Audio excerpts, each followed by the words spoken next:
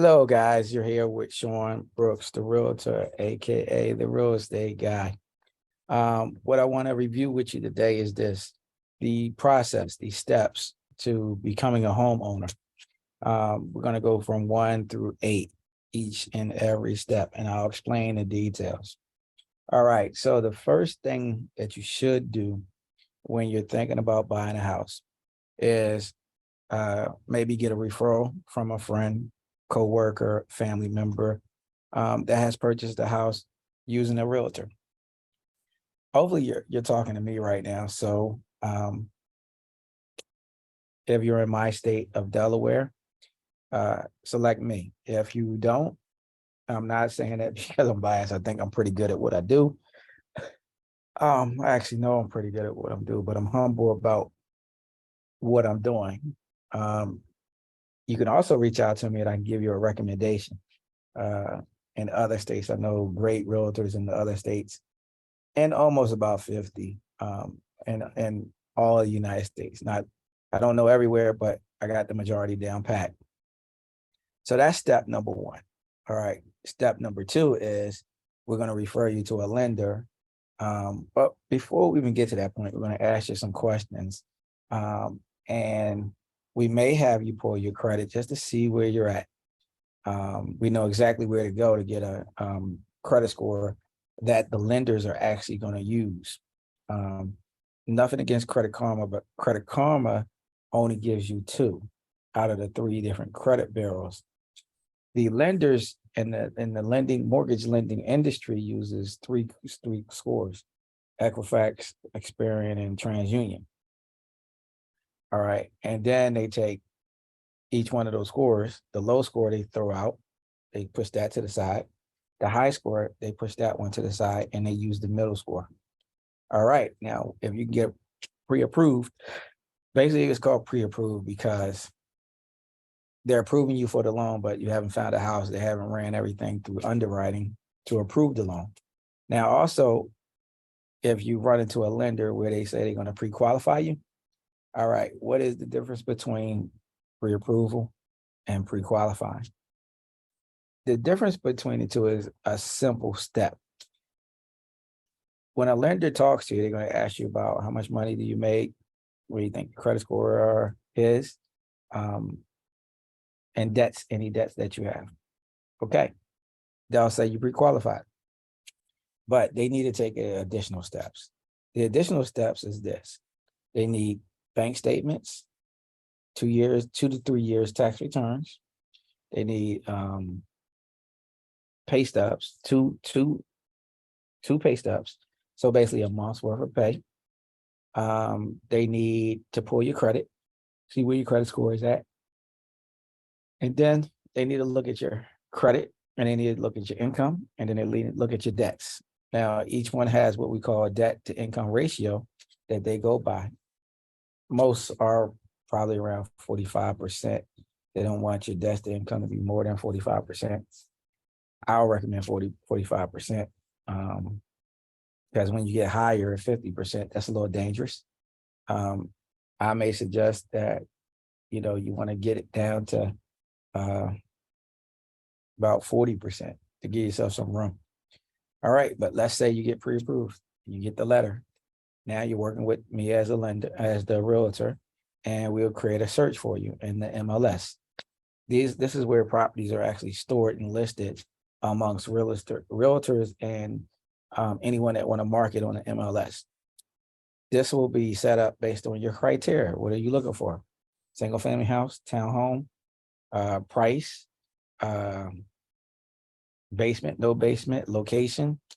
We'll set that all up for you and send out automatic lists. All right. And then once these searches are going out and you're selecting homes, we go see them. Once we go see them, we have a discussion about whether you would like to make an offer or not on the property and what would that offer be. But before we even get to the offer, when you say you like a house, now my job kicks in to do what's called a comparable market analysis. What is the comparable market analysis? It's simply this. We're going to look in that area within a mile in 6 months, how many houses sold that's similar to that home to get a gauge of what the home may be worth. List price is what the seller wants to sell the house for. Purchase price is something totally different. And there's one more component in there. When you put an offer in based on the list price and based on the CMA. Let me give you an example. If it's a $200,000 listing, but the CMA says the house is worth 180, the bank is going to do an appraisal, which is the CMA, by a licensed appraiser. If the appraiser says the house is 180, then that's what the bank is going to fund, $180,000, not 200. All right. But look, once we make the offer, now we go into the stage of number 5. So we go from 4 to number 5. We go to negotiating and see if we can get it under contract. What does under contract mean? It means that you as the buyer and the seller agreed to terms, purchase price, home inspection, settlement date, the amount on the escrow. All right, now speaking language that you're not positively sure about. Well, when you go through this negotiation part, inside the contract, you'll write a deposit that you're going to put down, right? That's called the earnest money deposit. So the earnest money deposit can range from 1% of the purchase price or more, something that you feel comfortable with. We suggest $2,000 at least at bare minimum. To win, sometime you have to put down more. It might be 5,000, might be 6,000. But let me back up one step. The money that you're putting down in escrow, which is a check that's going to be delivered to the listing brokerage to go into escrow, number 6. That money is part of your down payment. So if you're putting up 3.5% for FHA mortgage, this is what you got approved for. On a $100,000 house, it's $3,500 that you are required to put down. Now, that $3,500 can come from you, or it can come from you, plus it can come from a first-time home buyer program, a grant, something like that, right? We can go into details more when we get to that point. Once you get approved, then we'll look at what's available for you as far as first-time home buyer programs. All right.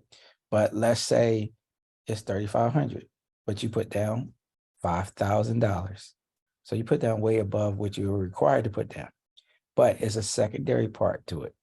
The secondary part, as it says in escrow, that money is sitting. It will be returned during the date of closing on number 8.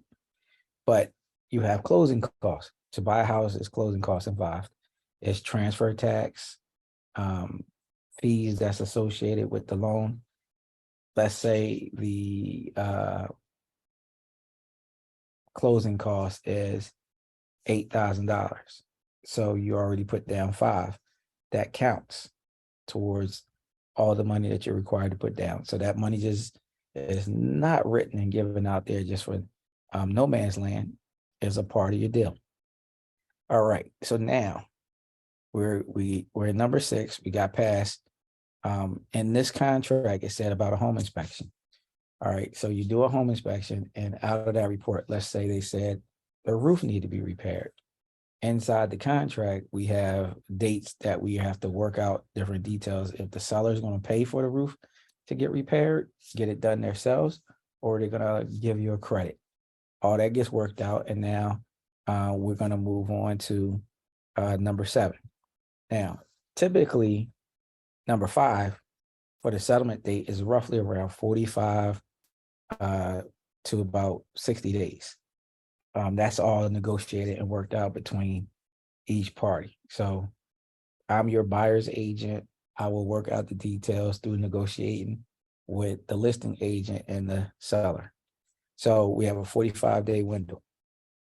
All right. Now, during this time frame in escrow, what's happening is the mortgage company is working on approving your loan. So it's inside the contract, it's going to be a mortgage commitment date, which is roughly about 30 days. In 30 days, you get the commitment letter saying that the mortgage company or the bank committed to the loan. Then we're going to go to number 7. final details, right? We perform due diligence, right? So what we do is it's called a walkthrough. A walkthrough is to walk through the house, make sure the house is in the same condition when we toured it. If it was any repairs, we're checking to see if those repairs were done. We ask for receipts from licensed professionals that's doing the work. All right. And then in number 7, as we're doing this, we're preparing for closing. All right. So by then, the appraisal should come back as far as if the value is worth it, or if the value is lower than the contract. Now, let me say this: if you have an offer and a contract agreement for 200,000, and the house is worth 210, you don't then pay 210. Your deal is still 200,000. If it's 180, that needs to be renegotiated down to 180. All right. So just want to make sure you guys understand that part. All right. And then number 7, you're going to review the terms with your lender. Okay.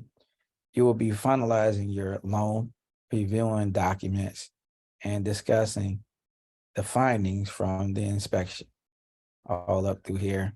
But that comes pretty much within the state of Delaware is about a 15-day window that you're going to negotiate all the repairs, get all that settled, and get that done. This is where we're doing the final walkthrough to make sure every single thing is wrapped up and ready to go for settlement day, or what we call number 8, closing. All right. So this is the date that you sign your documents.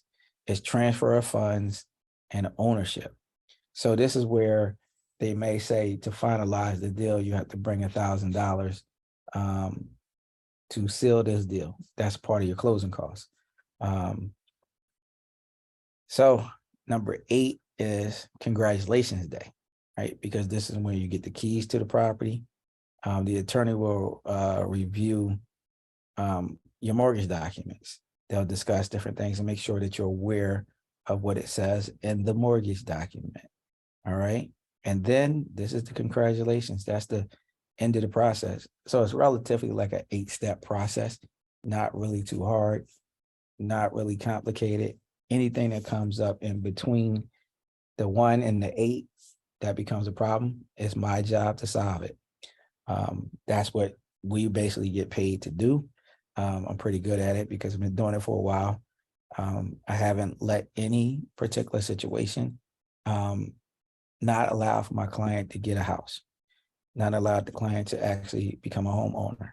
So if you have other questions and you have any questions regarding these steps, reach out to me and I'll be delighted to answer your questions.